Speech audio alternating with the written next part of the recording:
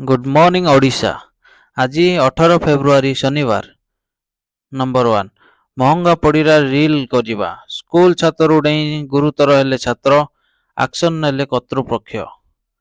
रिल निशा पड़ी महंगा स्टंट करू करू छात्रु पड़ी गुरुतर हेले नाबालक। सोशल मीडिया रे वीडियो वायरल पर स्कूल कर्तृपक्ष नेले एक्शन।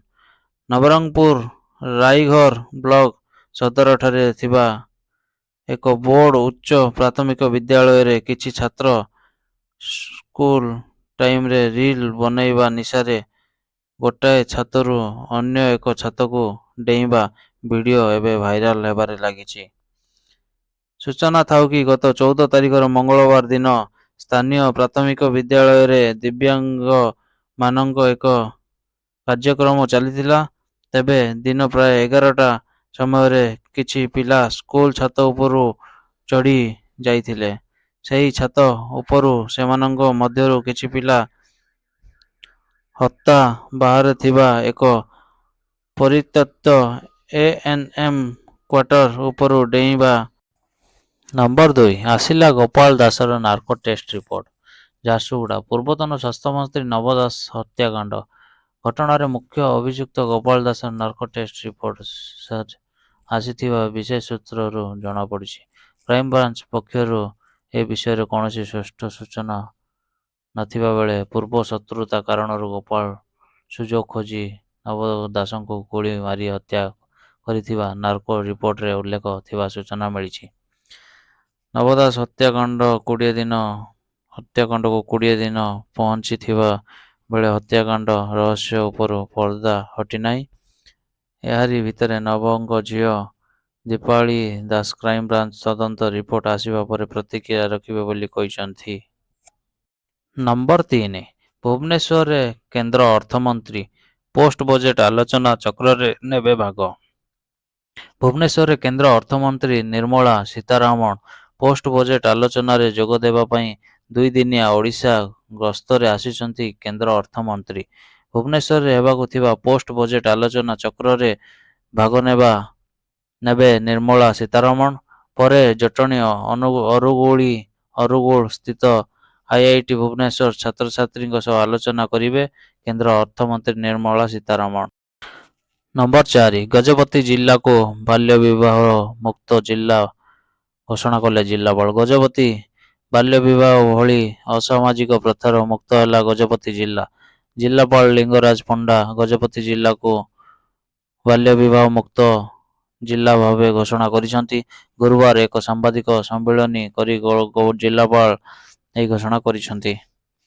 जिला को बाल्य विवाह मुक्त करिबा पई गत 1.5 वर्ष धरी 7टी पर्यायर विभिन्न स्तर रे कार्य जारी रहितिला। पंचायत और ग्रामांचल स्तर प्रशासन पक्षर प्रयास आरंभ होइतिला। अनेक परिश्रम पर पूर्व जिलार 7टी ब्लॉक को बाल्य विवाह मुक्त बोली घोषणा करा जाइतिला। गुरुवार प्रथमे सदर महकुमा पालाखेमुली पौरांचल को बाल्य विवाह मुक्त अंचल भाव घोषणा करबा परे समग्र जिला को बाल्य विवाह मुक्त जिला भाव घोषणा। नंबर 5 रक्त जुड़ुबुड़ू अवस्था घर उद्धार महिला मृतदेह। खलिगढ़ सकाळु घर को फेरी पत्नी को डाकिथिले व्यवसायी राधाश्याम चौधरी हेले पत्नी कबाट न खोलिबारु राधाश्याम घर भितर पशि जहा देखिथिले तांको पाद तळु माटी खसी जाइतिला। घर भितर पत्नी सुप्रभा चौधरी मृतदेह रक्त जोड़गुड़ अवस्था तले लोटुला। संगे संगे बिजुली बेगरे खबर प्रकट हो जाइतिला। गंजाम खलिगढ़ छत्रपुर थाना विपुलिंग बड़ साही एभली घटना घटी। राधाश्याम व्यवसायी होइथिबारु से रातिरे दुकान घरे शोइथिले। 3 पुओ बाहर रहउथिबा बेले पत्नी सुप्रभा एकाकी घरे शोइथिले। नंबर 6 जंगल रे अग्निकांड विपद रे ग्रामवासी सह वन्यजंतु। बुधवार विलंबित रातिरे जंगल रे निया लगी बहु मूल्यवान गछ पड़ी नष्ट हो जाइछि।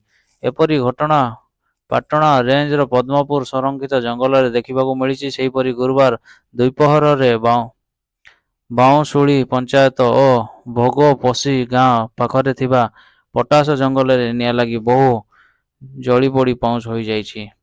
यह जानी अग्निशम बाहिनी पहुंची गाँ लोकों सहायता रे निजको आयत्त करिसंती। ନିଜ ନିଆଁକୁ ଆୟତ୍ତ କରିଛନ୍ତି।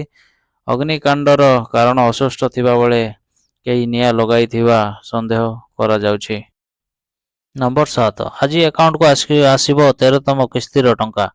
ଏହି ଚାଷୀ ପାଇବେ ଲାଭ। ଯଦି ଆପଣ ପ୍ରଧାନମନ୍ତ୍ରୀ କିଷାନ ଯୋଜନାର ହିତାଧିକାରୀ ଏବଂ 13ତମ କିସ୍ତି ପାଇଁ ଅପେକ୍ଷା କରୁଛନ୍ତି, ତେବେ ଆଜି ଆପଣଙ୍କ ପାଇଁ ଖୁସି ଖବର ଅଛି। ଏହା ଜଣା ପଡ଼ିପାରେ ଯେ ପ୍ରଧାନମନ୍ତ୍ରୀ କିଷାନ ଯୋଜନା ଅଧୀନରେ ଥିବା କୃଷକଙ୍କ ଆକାଉଣ୍ଟରେ ସରକାର ପ୍ରତିବର୍ଷ 6,000 ଟଙ୍କା ଲେଖାଏଁ କିସ୍ତି ପ୍ରଦାନ କରୁଛନ୍ତି। ଏହି କିସ୍ତି 3 ଥର ଦିଆଯାଏ, ଅର୍ଥାତ୍ ପ୍ରତି 4 ମାସରେ। ଏହା ହିତାଧିକାରୀ କୃଷକଙ୍କ ଆକାଉଣ୍ଟକୁ 2,000 ଟଙ୍କା ଲେଖାଏଁ ଲାଭ ପ୍ରଦାନ କରିଥାଏ। ତଥାପି ଏହି ଯୋଜନାରେ ଲାଭ ଉଠାଇବା ପାଇଁ ଜମି ଯାଞ୍ଚ କିମ୍ବା ଇ-KYC କରିବା ଆବଶ୍ୟକ ରହିଛି। ନମ୍ବର 8, ଚାଷୀଙ୍କୁ ଉପହାର ଦେବେ ମୋଦି ସରକାର। ପିଏମ୍ କିଷାନରେ ଏଥର 6 ନୁହେଁ, ମିଳିବ 8,000 ଟଙ୍କା। ଉପସ୍ଥାପନା ପାଇଁ ଆଉ କିଛି ଦିନ ବାକି ଅଛି। ଏଥର ସରକାର ବଜେଟରେ କୃଷକମାନଙ୍କୁ ଏକ ବଡ଼ ଉପହାର ଦେଇପାରନ୍ତି। 2024 ସାଧାରଣ ନିର୍ବାଚନ ପୂର୍ବରୁ ଏହାର ଶେଷ ପୂର୍ଣ୍ଣ ବଜେଟରେ ସରକାର ପିଏମ୍ କିଷାନ ସମ୍ମାନ ନିଧି ଯୋଜନାର ପରିମାଣକୁ ବାର୍ଷିକ 6,000ରୁ 8,000 ଟଙ୍କାକୁ ବୃଦ୍ଧି କରିପାରନ୍ତି।